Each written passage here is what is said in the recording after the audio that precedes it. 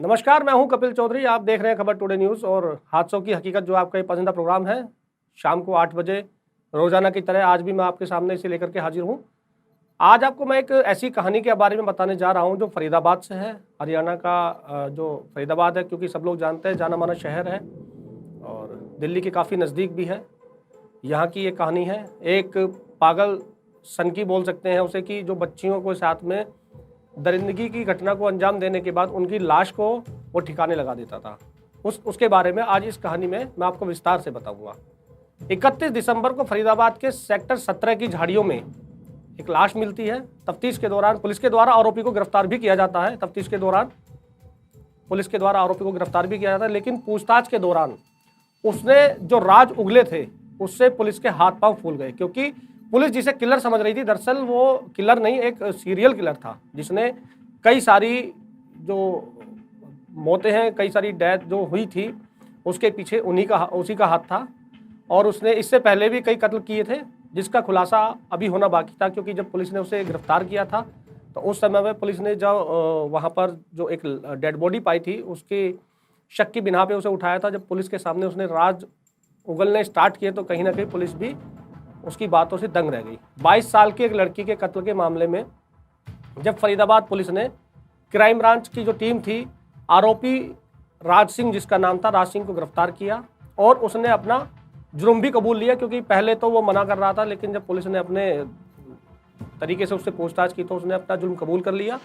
उसने बताया कि 31 दिसंबर को वो लड़की को सेक्टर 17 नहर के पुल के पास ले गया और उसके साथ गलत हरकत करने की कोशिश की थी, जिसका विरोध किया लड़की ने, और आरोपी ने पकड़े जाने के डर से उसकी गला दबाकर वहीं पर हत्या कर दी और जाते जाते उसकी लाश को झाड़ियों में फेंक कर वो चला गया वहां से। करीब हफ्ते भर की मेहनत के बाद फरीदाबाद पुलिस ने नाबालिग लड़कियों को शिकार बनाने वाले सीरियल किलर को दबोच लिया। 22 साल की जो युवती थी, उसकी हत्या कर लाश को झाड़ियों में फेंकने के मामले में गिरफ्तार किया गया था सिंहराज को। पुलिस की पूछताछ में सिंहराज ने खुलासा किया कि उसने सिर्फ 22 साल की लड़की का ही नहीं, बल्कि 3 और नाबालिग लड़कियों का भी कत्ल किया है। वो इससे पहले भी इसी तरीके से 3 नाबालिग लड़कियों की हत्या कर चुका था। सिंहराज का दिमागी संतुलन बिगड़ चुका था और वो नाबालिग लड़कियों का अपना शिकार बनाता था, उनके साथ पहले संबंध बनाता था, छेड़छाड़ करता था और विरोध करने पर या शोर मचाने के जो डर था उसको लेकर के उसकी हत्या कर देता था। लाश को आगरा की नहर थी उसमें फेंक देता था। इतना ही नहीं, सिंहराज ने 1986 में अपने चाचा और उसके बेटे की भी हत्या कर दी थी। हालांकि इस मामले में पुलिस ने उसको पकड़ लिया था, लेकिन जो सबूत थे वो सबूत कम थे, जिसकी वजह से वो छूट गया था। अपने चाचा और उसके बेटे की सिंहराज ने गला काटकर हत्या की थी, इसलिए इलाके के लोग उसे मुंडकटा कहकर भी बुलाते थे, क्योंकि अमूमन देखा गया है कि इस तरह की घटना को जब कोई अंजाम दे देता था तो इलाके में उसका नामकरण भी कर दिया जाता है, और इलाके में उसका नामकरण किया था, उसे मुंडकटा कहकर बुलाते थे लोग। वो इतना ज़्यादा संवेदनशील था कि अगर उसे कोई जलील कर दे, यानी अगर कहीं पे उसकी बहस हो जाए या किसी तरह की कोई बात हो जाए, तो वो उससे बदला लेने के लिए बिल्कुल उतारू रहता था। और ऐसा इसलिए कहा जा रहा है कि सभी हत्याओं में ये बात केवल कॉमन थी कि सिंहराज पिछले कई सालों से चौकीदारी का काम कर रहा था और सेक्टर 16 सिटी अस्पताल में तैनात था। अस्पताल के नज़दीक चाय की रेडी लगाने वाला जो परिवार था, उसकी बेटी 2019 में भी उसने इसलिए उसकी हत्या की थी क्योंकि लड़की के भाई ने उसे एक बार जलील कर दिया था, और जिसकी वजह से वो उनसे बदला लेने की फिराक में था। और इस बात से जो सिंहराज था वो गुस्से में था, लिहाजा करीब 16 दिसंबर 2019 को मौका पाकर उसने 14 साल की उनकी बेटी को बहला फुसलाकर रात के वक्त अस्पताल में बुलाया और छेड़छाड़ करने लगा, जबरदस्ती करने लगा। लड़की ने जब विरोध किया तो उसकी वहीं पर हत्या कर दी, और लाश को ठिकाने लगाने का भी उसका एक काम था कि लड़की की गुमशुदगी की रिपोर्ट जब लिखाई गई तो उसका कोई पता नहीं चल पाया था आज तक। लेकिन जब गुमशुदगी की रिपोर्ट लिखाई गई थी, कुछ दिन तक उसका पता नहीं चल पाया था। इतना ही नहीं, साल 2020 में लॉकडाउन के दौरान कुछ सामान खरीदकर घर लौट रही थी 12 साल की एक बच्ची, उसको बहला फुसलाकर अस्पताल में ले गया, जहां उसके साथ भी जोर जबरदस्ती करने की कोशिश की। बच्ची ने इसका विरोध किया तो उसने उसे जान से मार दिया और लाश ठिकाने भी लगा दी। इस मामले में गुमशुदगी की रिपोर्ट लिखाई गई, लेकिन काफी बाद तक भी उसका कुछ पता नहीं चल पाया। तीसरा मामला तीसरा जो मामला था मई महीने में घर से हॉस्पिटल में काम करने आई एक 15 साल की लड़की का था, करीब उसकी उम्र 15 साल थी और नौकरी की तलाश में थी वो लड़की। ये लड़की अस्पताल में अपने बकाया पैसे लेने के लिए गई थी, जिसके बाद वो गायब हो गई थी। मुकदमा भी दर्ज कराया गया था, लेकिन उसका भी कहीं पता नहीं चल पाया। सिंगराज से जब पुलिस ने पूछताछ की तो उसने बताया जब किशोरी अस्पताल आई तो उसके साथ उसने छेड़छाड़ की, जिसका उस लड़की के द्वारा विरोध किया गया और सिंगराज ने उसकी हत्या कर दी।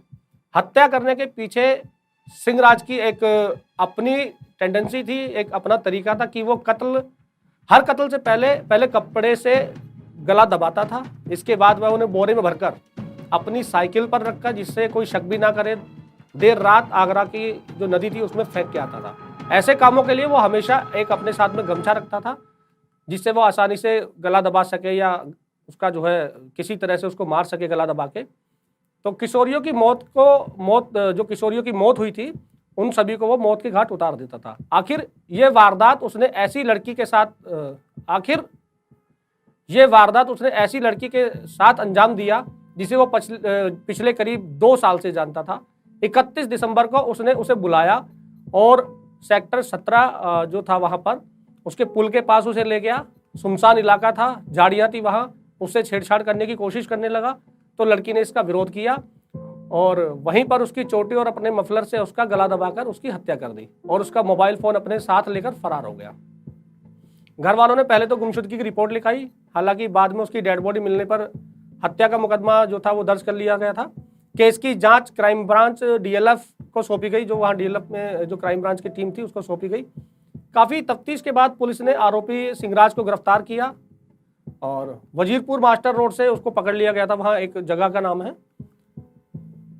तब पुलिस को यह अंदाजा नहीं था कि जिसे वो किलर समझ रही थी वो एक सीरियल किलर निकलेगा, क्योंकि जिस तरह से उसने बच्चियों को मौत के घाट उतारा था, उनके साथ छेड़छाड़ करता था, छेड़छाड़ करने के बाद जब वो विरोध करती थी उनको वो मौत के घाट उतार देता था और एक बोरे में भरकर अपनी साइकिल पर रखकर उनकी जो डेड बॉडी थी उसको नहर में डाल देता था।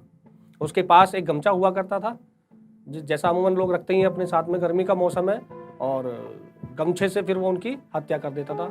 बाद में पकड़ा गया और उसको जेल भी हुई और सलाखों के पीछे वो पहुंच गया है। हादसों की हकीकत जो ये प्रोग्राम है आपका पसंदीदा, इसका मतलब ही यह है कि जो आने वाला समय है उस समय की दस्तक को पहचानना, क्योंकि अगर हम पहले से ही सचेत रहेंगे और पहले से ही अपने आसपास का जो एरिया है उसमें देखेंगे कि किस तरह से लोगों की मानसिकता है या कौन क्या सोच सकता है, इस तरह का जो सीरियल किलर है वो कहीं ना कहीं हमारे बीच ही मौजूद होता है और जब उसका दिमागी संतुलन खराब हो जाता है तो कहीं ना कहीं वो किसी भी हद तक जा सकता है। इन सब चीज़ों को हमें नोटिस भी करना होगा और इन सब चीज़ों के लिए अपने परिवार को और अपने बच्चों को भी समझाना होगा कि किस तरह से समाज है, किस तरह से रहना चाहिए। तो ये सारी चीज़ें हमें बिल्कुल ध्यान रखनी पड़ेंगी, जिसकी वजह से हम अपने परिवार की जिससे हम अपने परिवार की सुरक्षा कर सकते हैं, ये कह सकते हैं आप। और गर्मी का मौसम है, आप देख ही रहे हैं कि मई का महीना है, ये आज 2 तारीख है, 2 मई है और बाहर बिल्कुल रोड पर बहुत तेज़ गर्मी है। और गर्मी के मौसम में पानी भी पीना चाहिए ज़्यादा से ज़्यादा, जिससे आपकी सेहत भी बनी रहे। और इस तरह की जो तमाम खबरें हैं उनको लेकर के हम आपके सामने हाजिर रहेंगे। अगर ये खबर आपको अच्छी लगी है तो इसमें हमारे कमेंट बॉक्स में जाकर बताइए और चैनल को सब्सक्राइब कीजिए। और अगर आप कोई सजेशन या कोई सुझाव देना चाहते हैं तो वो भी हमारे कमेंट बॉक्स में आप दे सकते हैं, या कोई कहानी आपको सुननी है तो उसके बारे में आप बता सकते हैं। उस कहानी पर भी हमारी टीम काम करके वो कहानी भी आपके लिए हम लेकर के आएंगे।